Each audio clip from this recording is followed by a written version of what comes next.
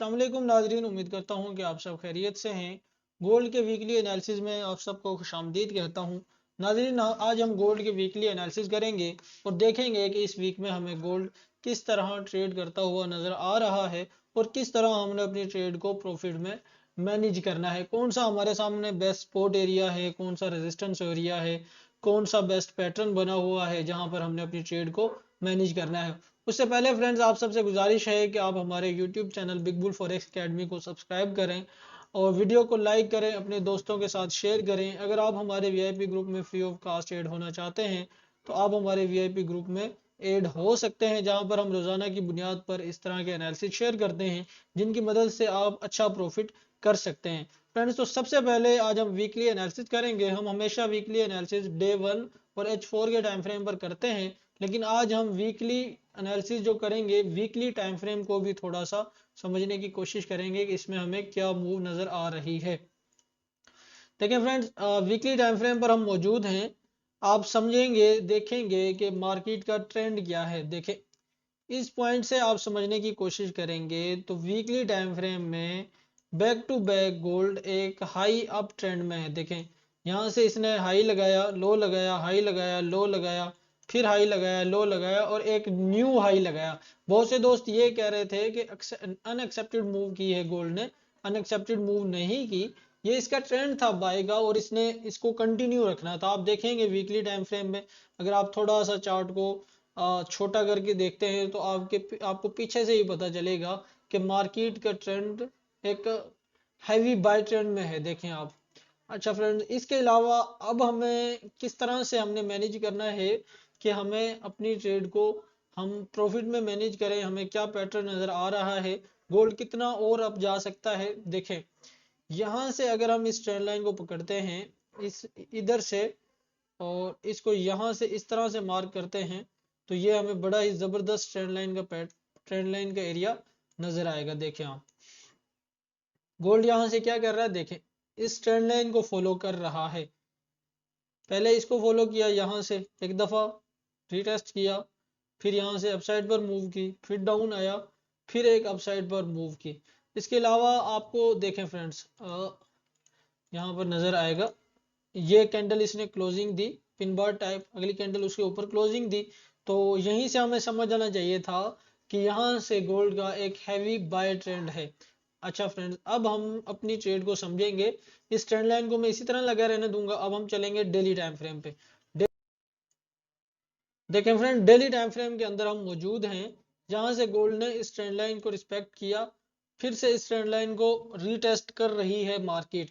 अब हम किस तरह देख सकते हैं फ्रेंड्स के मार्केट इस ट्रेंड लाइन को ब्रेकआउट करती है, ऊपर जाती है या यहीं से डाउन मूव करती है। फ्रेंड्स देखें, हमें हमेशा मार्केट जब किसी रेजिस्टेंस को ब्रेकआउट करती है तो रीटेस्ट करती है। ये एक इसका स्ट्रॉन्ग रेजिस्टेंस एरिया था, ये वाला, और ये वाला एक स्ट्रॉन्ग रेजिस्टेंस एरिया था।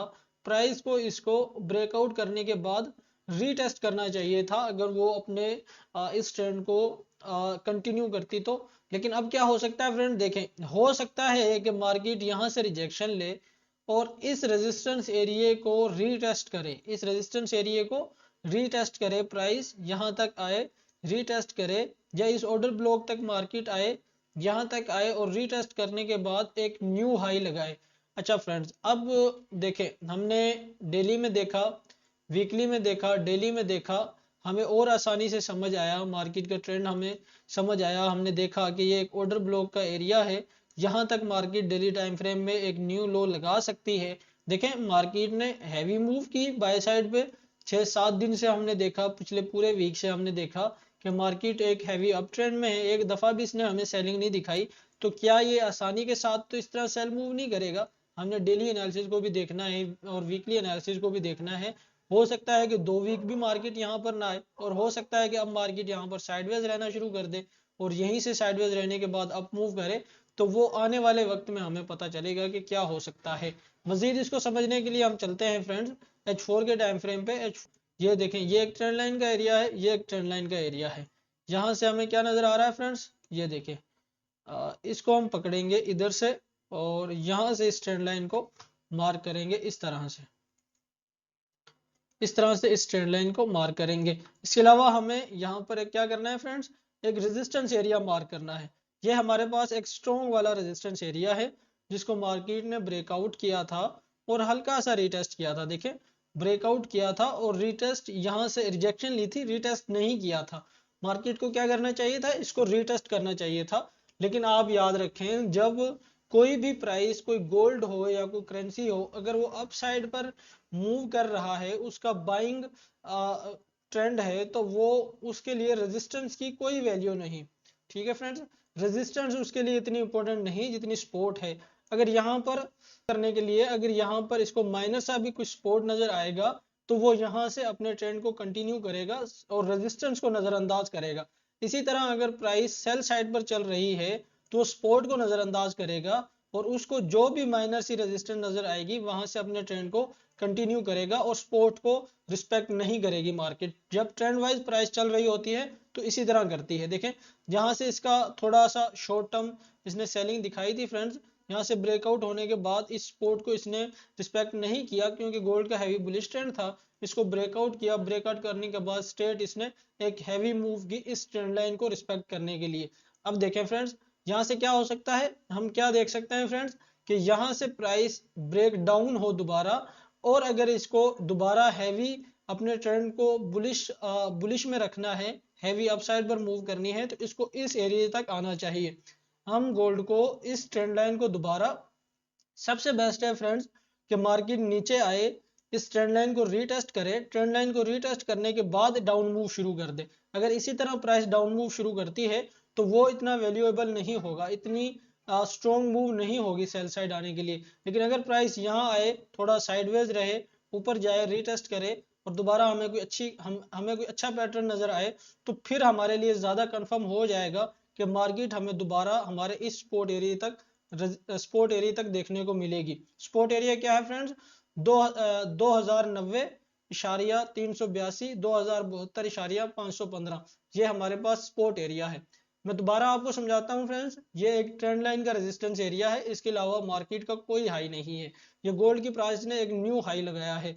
हमें क्या देखने को मिल सकता है, मार्केट, हमने इंतजार करना है कि प्राइस यहाँ पर दोबारा इस ट्रेंड लाइन को रीटेस्ट करे। रीटेस्ट करने के बाद हम अपनी ट्रेड को लॉन्ग टर्म सेलिंग के लिए प्लान करेंगे, यानी हम अपनी ट्रेड को, इस मार्केट स्ट्रेट नहीं आएगी, जिस तरह स्ट्रेट इसने अप मूव की थी इस तरह स्ट्रेट डाउन मूव नहीं करेगी मार्केट। इस तरह से हो सकता है कुछ टाइम साइडवेज रहने के बाद इस तरह से स्लो स्लो सेलिंग में मूव करे और यहाँ तक हमने अपनी ट्रेड को होल्ड करना है। और जब हम यहाँ पर आएंगे तो हम अपनी ट्रेड को यहाँ से दोबारा से ट्रेंड के साथ कंटिन्यू करने की कोशिश करेंगे एक लॉन्ग ट्रेड के लिए। ठीक है फ्रेंड्स, बिल्कुल सिंपल से फ्रेंड मैंने एनालिसिस किया है। उम्मीद करता हूं कि आपको इन एनालिसिस से जरूर समझ, मार्केट एक चैनल के अंदर मूव करती हुई आपको नजर आ रही है। अगर प्राइस इसी ही चैनल को रिस्पेक्ट करती है तो दोबारा हमें इस एरिया तक देखने को मिल सकती है। प्राइस क्या कर सकती है, यहाँ तक हमें नेक्स्ट वीक में आती हुई नजर आ सकती है। हम यहाँ से अपनी ट्रेड को इसके ब्रेकडाउन एंड रीटेस्ट के बाद अपनी ट्रेड को प्लान करेंगे इस एरिया तक के लिए। फ्रेंड्स बिल्कुल सिंपल से फ्रेंड्स मैंने एनालिसिस किए हैं। अगर आपको इन एनालिसिस से जरा भी हेल्प मिले तो हमारे YouTube channel big bull forex academy को सब्सक्राइब करें। मिलते हैं नए एनालिसिस के साथ, नई वीडियो के साथ, तब तक के लिए अल्लाह हाफिज।